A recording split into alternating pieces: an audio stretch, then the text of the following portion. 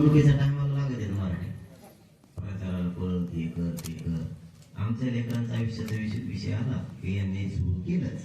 पहिल्यासारखं राहिलं नाही ना. तो पहिले दिवस म्हणा पहिल्या दिवशी एवढे लोक असतात, एवढे लोक आहेत.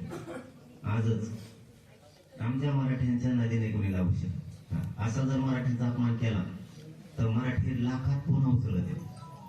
हे कधीच आमच्या पर्यावर नाही. हे माझ्या मराठीची अशी टिंगल करते, एकत्र येत नाही. आता मागं कुणी राहिलं नाही म्हणून मग मराठी ताकदीने येत होते. आता तर जास्त येणार मराठी. आम्हाला पुन्हाच देतात हे लोक, आम्हाला पुन्हाच देतात, अपमानास्पद बोलतात. मग आमचे लोक घरात धड कामं सोडून देतात आणि त्यांना धन येते. मग तुला उत्तर मराठी 1-2 दिवसाच्या आत देणार, तुला मराठी दिसणार अंतरावली, तुला उत्तर मिळणार. तुमचं वारंवार अर्धवट आंदोलन सोडणं चुकीचं असतं. तुला काय करायचं तूच ना. मी अर्धवट सोडत तोच जाऊ तिथून पुढे उपोषणाला जमत कमुळ्यात झालाय तुला. तू बस काही असले विरोधी पक्ष लागत आहेत बघा राज्याला अपेक्षा पाहायची. यांनी जनतेच्या आक्रोशाकडून बोलायला पाहिजे, संतोष भैयाच्या खुनाकडून बोललं पाहिजे, गोरगरीब मराठ्यांच्या प्रश्नाकडून बोललं पाहिजे. यांचं झालं घेरे हातापुशी देत. त्यांना लोकसभेला मराठीच लोक पाहिजे, आमदारकीला मराठीचे लोक पाहिजेत. हे असले बेउपकारी ती म्हणून याचं साफ होते. हे मुळाजाळाशी जे संपायला लागलेत ना, हे काँग्रेस संपायला हे असले आहेत. ही असली ती म्हणून याचे पक्ष संपायला लागले. आणि मूळ किडी हे असले किडी आहेत ना, ह्या बाहेर निघल्या पाहिजे तेव्हा यांचे पक्ष वाढले. ते फक्त काम पुरते मराठ्याजवळ ते काम झालं की ढकलून दिले. हे पुऱ्या पक्षांचे त्या काँग्रेस पक्षाचे वाटोळ करायला खरी असली जबाबदारी 4-2 जण. त्यांच्या बाकी सगळे काही चांगले काम करतात, आपटोप घेतात. पण आपल्या नाशक्यांमुळं पक्ष मोडतो त्यांचा. जे मराठीचा द्वेष करतात, हे मराठींनी द्वेषाने बरबाडलेली हे लोक ती आता मराठ्या पुढे मला या ऑफिसवर नोकऱ्या पाडते. सत्यतेवी आणि विरोधात त्या ऑफिसरचा ध्येय या. चंद्रशेखर म्हणाले की मनोज जरांगे पाटील यांचं सामाजिक आंदोलन आहे, समाजाला न्याय मिळावा अशी त्यांची मागणी आणि सरकार सुद्धा सकारात्मक आहे. चांगली गोष्ट आहे ना. देऊन टाका म्हणून ते पोतं घेऊन येतो, गॅस येतं ते देऊन टाका सगळे आणि पोत्यात भरून आणतो सगळं आरक्षण घालून. चांगली गोष्ट आहे, कौतुक करतो आम्ही त्यांचं, आम्ही बोलत नाही.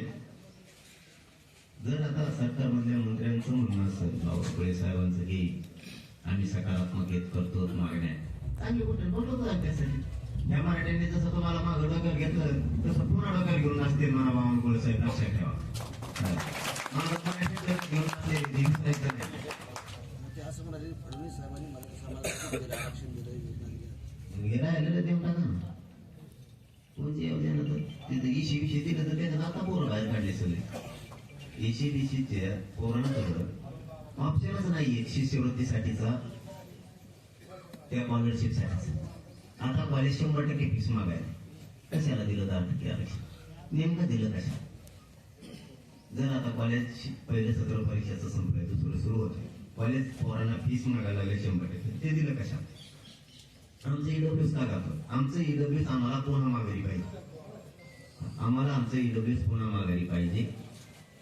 आमच्या आहेत त्या मागण्या मुख्यमंत्री साहेबांनी पडले तर दादा बावनकुळे साहेब होती, तर आमच्या मागण्या तातडीनं सगळी अंमलबजावणी करा. मागे जसे मराठी डोक्यावर घेऊन नाचले तसे पुढेही नाचले. पाटील, लोकसभा आणि विधानसभा निवडणुकीपूर्वी जे तुम्ही आंदोलन केलं होतं त्यावेळेस फडणवीसांवर बरेच घसरले होते.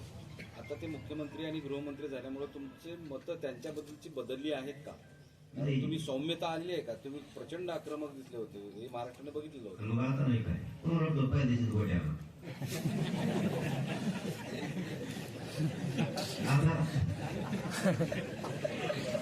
आता मग ते आता सुरू होईल ना